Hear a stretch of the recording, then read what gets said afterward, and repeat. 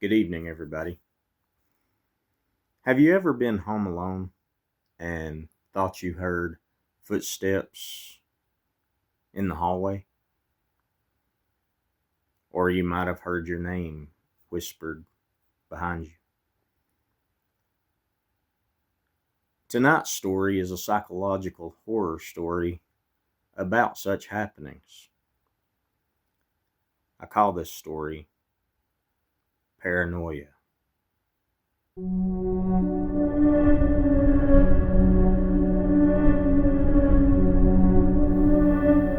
Paranoia by LeBron Keener.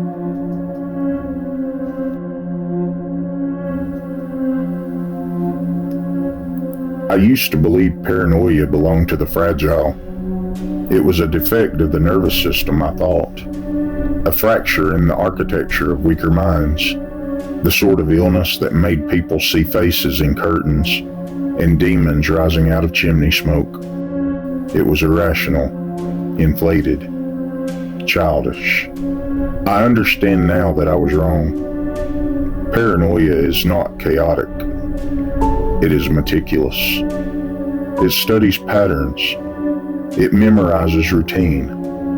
It recognizes the smallest fracture in habit and refuses to look away. It began with courtesy, or rather with its absence. The coffee mug I always left facing the sink would be turned toward the window. The change was so slight it almost felt polite, as if whatever had touched it did not wish to be accused. My bedroom door, which I shut firmly each night, would stand open by an inch or two in the morning, a narrow blade of darkness cutting into the hall. I live alone. That is what the paper says. I told myself stress was the culprit. Working from home stretches time into something shapeless. Silence thickens. The house develops a personality. Pipes murmur softly in the walls. Wood contracts and expands like muscle. The structure shifts its weight as if settling deeper into the earth. All ordinary. But ordinary sounds do not hesitate when you hold your breath. At 2:17 a.m., it happened. I know the time because I checked. The red digits glowed on my bedside clock with clinical indifference. I woke to the sound of footsteps in the hallway outside my bedroom. Slow, measured, heel to toe, heel to toe. The rhythm was deliberate, as though someone were pacing off the dimensions of a grave. I lay rigid beneath the blankets, staring at the thin crack of shadow beneath my door. The hallway beyond was dark, but not empty. The darkness felt layered, almost conscious. The steps stopped directly outside my door. Silence followed, but it was not hollow. It pressed against my ears. It had weight. I felt observed, evaluated, as if an unseen presence was considering me with patient curiosity. My hand moved toward the pistol in my drawer, but instinct halted me. Movement would be acknowledgement. The click of the pistol an announcement that I was aware. Whoever stood there was listening for the smallest shift of mattress springs, the faintest alteration in breathing. Then came the sound, a scrape, like that of a nail against a chalkboard. Soft at first, then unmistakable. A knife dragged slowly down the wood of my bedroom door. It traveled from top to bottom with dreadful patience. I could imagine the pressure, the slight resistance of the grain. I felt it in my own fingertips. The sound stopped. I leaped from the bed, seized the knife from my nightstand, and wrenched the door open with a shout that tore my throat raw. The hallway was empty. Lights off. door closed, windows locked. The house felt staged, innocent to the point of exaggeration.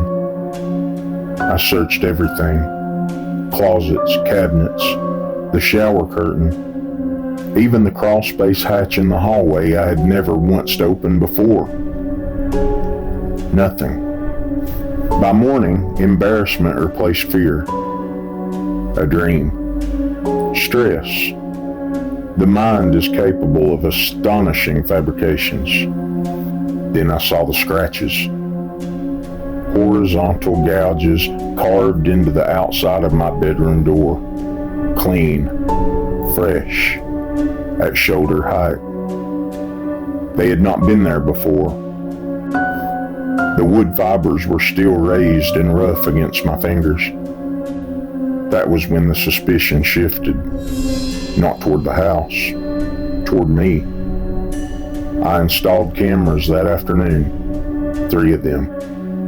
One mounted high in the hallway, one in the living room, one directly facing my bedroom door. The first night was silent. The second night, at exactly 2:17 a.m., every feed dissolved into static. In the morning, I reviewed the footage. There was one clear frame before the distortion consumed it. Only one. I am standing in the hallway, facing my bedroom door, my arm raised, my fingers extended, dragging my knife slowly down the wood. The camera angle is high, yet in the image, I am looking directly into it, smiling. The smile is not mine.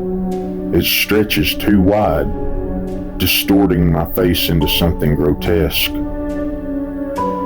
My eyes appear hollow, as though something else has stepped forward behind them and is peering out. I do not remember leaving my bed. I do not remember standing in that hallway. After that, I stopped sleeping. Each night I sat upright in bed with the lights off, watching the door. At 2:17 a.m., the footsteps began again, heel to toe, heel to toe.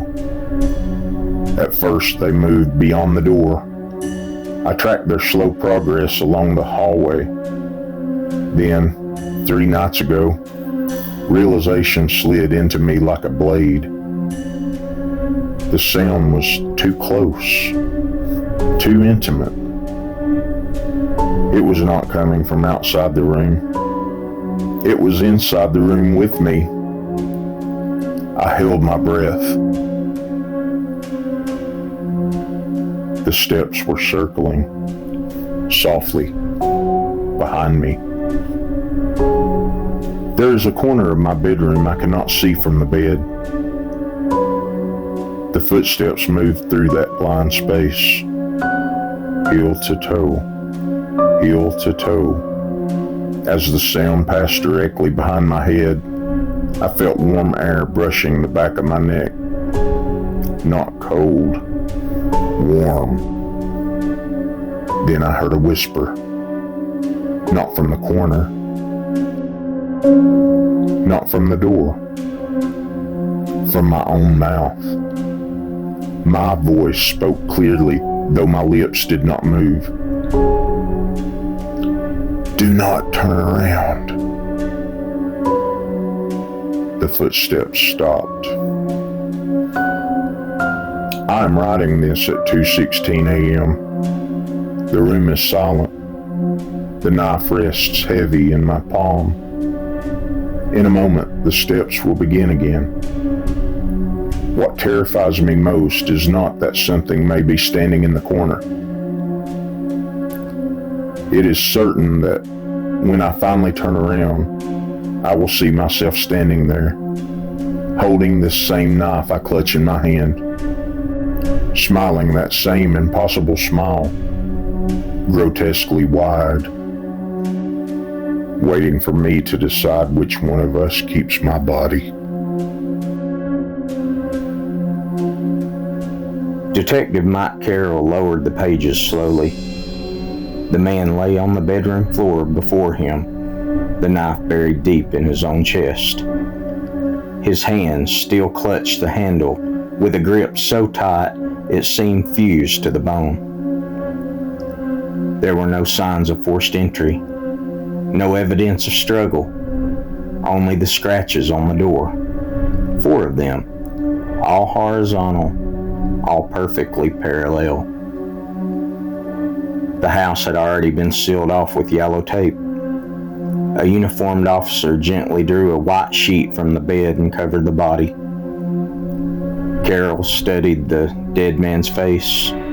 Even in death, there was a faint distortion around the mouth, as if a wide smile had not completely faded. That night, Mike lay in bed beside his wife.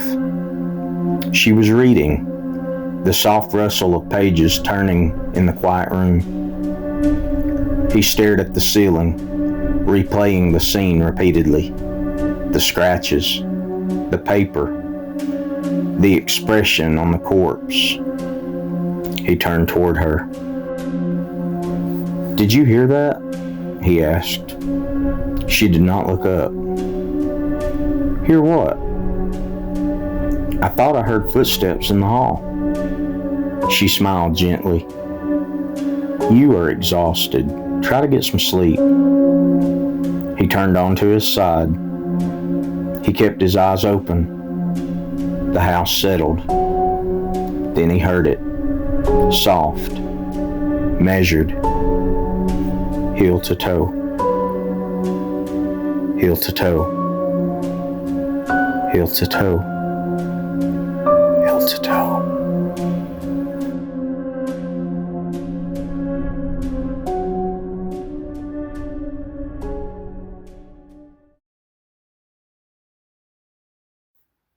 And there you have it.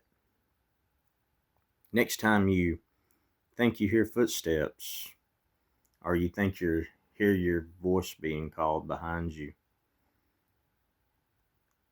always remember those footsteps could be your own. Good night, everybody.